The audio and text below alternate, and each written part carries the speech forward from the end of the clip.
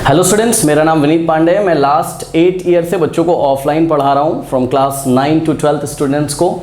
और मैंने अपने चैनल पे लास्ट 4 ईयर्स में अप्रॉक्स 2300 वीडियोस अपलोड किए हैं। सब्सक्राइबर पे नहीं जाइएगा, ना मैं किसी से बोलता हूँ सब्सक्राइब करने के लिए, ना कोई बच्चा करता है। देख के अपना काम निकल जाते हैं बच्चे भी।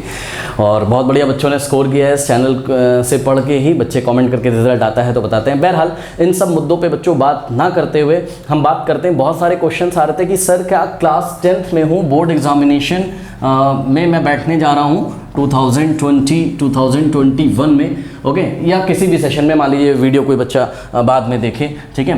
तो बोर्ड एग्जामिनेशन के लिए सर क्या आर एस अग्रवाल और आर डी शर्मा ये करना ज़रूरी है क्या?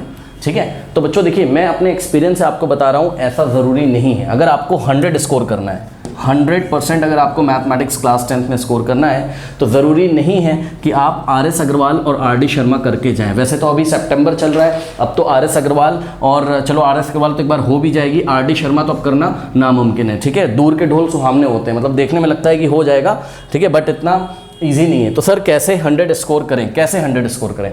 बच्चों ऐसे 100 स्कोर कर सकते हो आप, जो मैंने लास्ट ईयर के क्वेश्चन पेपर देखे, जो मेरा अनुभव रहा है। मैंने क्या देखा है कि एनसीईआरटी और प्लस ध्यान दें जरा एनसीईआरटी एग्जाम्पलर, ओके। तो ये दोनों बुक्स को बच्चों अगर आप फॉलो करते हो अच्छे तरीके से, ठीक है, पहले क्या करना है, पहले आपको एनसीईआरटी पढ़नी है अच्छे से। ऐसा नहीं कि 1 घंटे में फटाफट फॉर्मूले देखे आपने निपटा दिए, नहीं। सीखने का मतलब पता है, 100 स्कोर करने का मतलब बच्चे गलत चले जाते हैं कि आर डी शर्मा और हमको आर एस अग्रवाल ही करना है। नहीं, आपको बच्चों यहाँ पर जो एनसीईआरटी में जो थ्योरीज वगैरह आगे दी रहती हैं, जो एक्सप्लेनेशन, जो एग्जाम्पल, आप लोग एग्जाम्पल भी छोड़ देते हो, ठीक है, एग्जाम्पल दिए रहते हैं, ठीक है, उनको आपको अच्छी तरीके से करना है। आप एनसीईआरटी एग्जाम्पलर उसके बाद करना है। फॉर एग्जाम्पल आपने बच्चों उठाया चैप्टर नंबर 7 कोऑर्डिनेट ज्योमेट्री, तो कोऑर्डिनेट ज्योमेट्री को पहले एनसीईआरटी से पूरी तरीके से लगा लेना है हमको।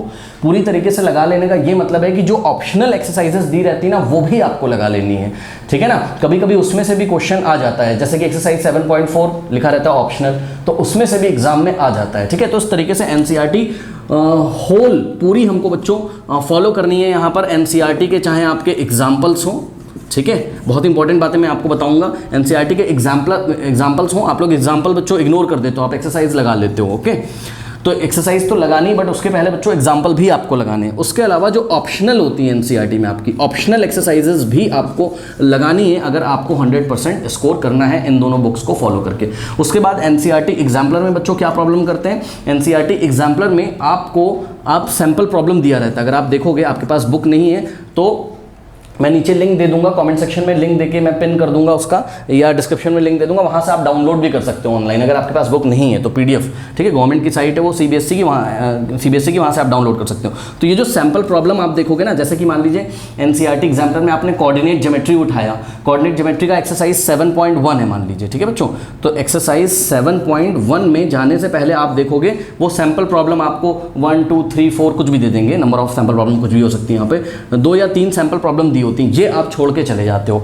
कभी कभी सैंपल प्रॉब्लम में से क्वेश्चन आ जाता है, आप लोग पहचान नहीं पाते हो, आप बोलते हो आर डी शर्मा और आर एस अग्रवाल से आया है, ठीक है भाई। देखो, सीबीएसई ने ये 2 बुक्स लगाने के लिए बोला है, इसको रिकमेंड करने के लिए बोला है। इन दोनों बुक्स को अगर आप अच्छी तरीके से करते हो, अच्छी तरीके का मतलब है समझ के करते हो, तो क्वेश्चन यहीं से बन के आता है। मैंने देखा है, इसके बाहर से बन के नहीं आता है। बहुत रेयर केस है, कभी बहुत डिफरेंट क्वेश्चन कहीं से आ गया बच्चों, ठीक है, तो वो बात अलग है, ओके। और वो भी आपको ऑप्शनल में कहीं ना कहीं निकल जाएगा, बिकॉज आपको एग्जाम में ऑप्शंस भी कभी कभी मिलते हैं कि ये वाला अटेम्प्ट करो, ये वाला अटेम्प्ट करो। तो ये दोनों बुक्स बच्चों अगर आप अच्छी तरीके से फॉलो करते हो तो आप पक्का 100% स्कोर कर सकते हो। इसके साथ एक और चीज़ आपको करनी है, देखिए टाइम अब ज़्यादा है नहीं, तो एनसीईआरटी एग्जाम्पलर तो बहुत अच्छी तरीके से बन जाएगी अभी, ठीक है। बट आपको एक काम और करना है कि लास्ट 10 ईयर्स अगर आपको कहीं से मिल जाए, लास्ट 10 ईयर्स, ठीक है, तो उसको भी साथ में लेके आपको चलना है। साथ में कैसे सर लेके चलें? देखिए बच्चों, कोई चैप्टर उठाइए, एनसीईआरटी लगा लिया, एनसीईआरटी एग्जाम्पल लगा लिया अच्छी तरीके से, ठीक है, अच्छी तरीके से, मतलब सैम्पल प्रॉब्लम, एग्जाम्पल और ऑप्शनल सब कुछ आपको लगाना है। उसके बाद क्या करना है आपको? लास्ट 10 ईयर जो आपने खरीदी मार्केट से, लास्ट 10 ईयर्स मिल जाए, लास्ट 7 ईयर्स मिल जाए, लास्ट 5 ईयर चलो लगा लो, क्योंकि लास्ट 10 ईयर्स का शायद टाइम बचा नहीं है। वैसे क्लास 10 तो कर सकते हैं, 12th में बच्चे नहीं कर सकते, 12th का बहुत वास्ट है, अभी तो कर सकते हो आप, ठीक है। तो लास्ट 10 ईयर आपने क्या करना है कि कोऑर्डिनेट ज्योमेट्री पढ़ा, तो ये दोनों पढ़ने के बाद आप चेक करोगे ना, जब लास्ट 10 ईयर्स को उठाकर बच्चों, तो आप क्या देखोगे? आप देखोगे कि जो आपने पढ़ा हुआ है, कहाँ, खासकर एग्जाम्पलर में, वही क्वेश्चन यहाँ लास्ट 10 ईयर्स में आए हुए हैं, तो ज़्यादा मशक्कत भी नहीं करनी पड़ेगी। बच्चे डर जाते हैं कि 1 2 3 बुक्स फॉलो करनी है, नहीं बच्चों, केवल 2 बुक्स फॉलो करनी है। यहीं के क्वेश्चन आपको यहाँ देखते ही आप पहचान जाओगे, बशर्ते आप यहाँ से अच्छी तरीके से लगाओ। तो यहाँ ज़्यादा मेहनत करनी नहीं है, बिकॉज यहाँ ही के क्वेश्चन आपको यहीं पे मिल जाएंगे। बस वहाँ पर नंबर्स चेंज कर दिए जाते हैं, डिजिट्स चेंज कर दी जाती हैं, कॉन्सेप्ट आपका पूरा यही रहता है, ठीक है। अब बात कर लेते हैं कि सर एनसीईआरटी और एनसीईआरटी एग्जाम्पलर, खासकर एनसीईआरटी एग्जाम्पलर के सर सॉल्यूशन नहीं मिल रहे अच्छी तरीके से, बिकॉज आपने देखा है कि एनसीईआरटी एग्जाम्पलर के जो मार्केट में भी सॉल्यूशन आते हैं उसमें भी गलत आंसर बहुत सारे दिए रहते हैं, ठीक है ना। आप एग्जाम्पलर की जो आपकी बुक है जो गवर्नमेंट ने लगाई हुई है, जहां से मैं आपको बता रहा हूं डाउनलोड करने के लिए, वहां पे आंसर कुछ और आ रहा है, और मार्केट से जब आप बुक लेके आते हो तो वहां पे आंसर कुछ और आ रहा है, कभी कभी आंसर मैच नहीं करता है। तो सर अच्छी तरीके से एग्जाम्पलर कहां से करें? तो बच्चों आप एक काम करिए, आप इस चैनल की कम्युनिटी टैब में जाइए, वहां पे आपको क्लास 10th के पूरे सिलेबस का लिंक मिल जाएगा हर एक चैप्टर का। वहाँ सबसे नीचे मैंने कम्युनिटी टैब चेक करिएगा, ठीक है, या फिर मैं नीचे कमेंट करके पिन भी कर दूंगा क्लास 10th का पूरा सिलेबस, ओके। तो वहाँ पर आप जाओगे तो आपको कम्युनिटी टैब में या नीचे जो कमेंट पिन किया है सबसे नीचे आओगे तो एनसीईआरटी एग्जाम्पलर के आपको लिंक मिलेंगे। इसके अलावा फिजिक्स, केमिस्ट्री और मैथमेटिक्स का पूरा सिलेबस आपको मिलेगा। इसके अलावा फिजिक्स और केमिस्ट्री का एनसीईआरटी एग्जाम्पलर भी वहाँ पे आपको मिल जाएगा, ठीक है ना।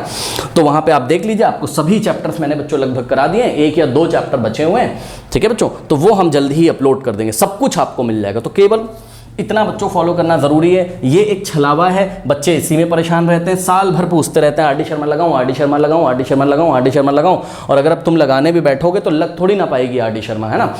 फिर भी अगर आपको शौक है पढ़ने का, ठीक है, जिन बच्चों को शौक है पढ़ने का, तो अब टाइम देखिए बच्चों ज़्यादा बचा नहीं है, या तो आपने शुरू से लगाया होता तब तो ये लग जाती। फिर भी जो लगाना चाहता है तो वो सिर्फ इन दोनों में से एक बुक आप फॉलो कर लो, कोई भी, है ना। अगर आपके पास टाइम है, अदर सब्जेक्ट डिस्टर्ब नहीं होते, ये मैं शौक के लिए, पैशन की वजह से बोल रहा हूँ। कुछ बच्चों को मैथमेटिक्स पढ़ना बहुत अच्छा लगता है, ठीक है, तो उनके लिए मैं बता रहा हूँ कि आप आर डी शर्मा के एग्जाम्पल्स फॉलो कर सकते हो, या आप आर एस अग्रवाल के एग्जाम्पल्स फॉलो कर सकते हो। एग्जाम्पल लगा लो, दैट इज इनफ, वो भी लगाने की जरूरत नहीं पड़ेगी बच्चों आपको। मैं बार बार बोल रहा हूँ, अगर आपने एनसीईआरटी और एनसीईआरटी एग्जाम्पलर फॉलो करिए। तो ये रहा आपकी बातों का जवाब। आप कमेंट सेक्शन में लगातार यही पूछते रहते हैं, 100 स्कोर करना है, 100 स्कोर हो जाएंगे, परेशान ना हो आप। सिर्फ ये जो बातें मैंने आपको बताई है इतना आप फॉलो कर लो, ठीक है स्टूडेंट्स। तो आप लोग मेरे साथ जुड़े रहें, फिर और भी जो क्वेश्चंस होते हैं आप कमेंट सेक्शन में कमेंट करके मेरे से पूछा करिए, मैं आपको गाइड करता रहूँगा अपने अनुभव के हिसाब से, जो भी मुझे एक्सपीरियंस है। बहुत सारे बच्चों ने मेरे सामने 100 भी स्कोर किया है, 92, 93, 95, मेरे क्लासरूम से बहुत सारे बच्चों ने 95, 96 स्कोर किया है, ठीक है। तो मैं स्ट्रेटजीज आपको बताता रहूँगा, ठीक है बच्चों। तो चैनल विजिट करिए, आपके काम की चीज़ें शायद आपको मिल जाए, ठीक है। चलिए फिर मिलते हैं नेक्स्ट वीडियो में, तब तक के लिए पढ़ते रहिए, बढ़ते रहिए, ऑल द बेस्ट।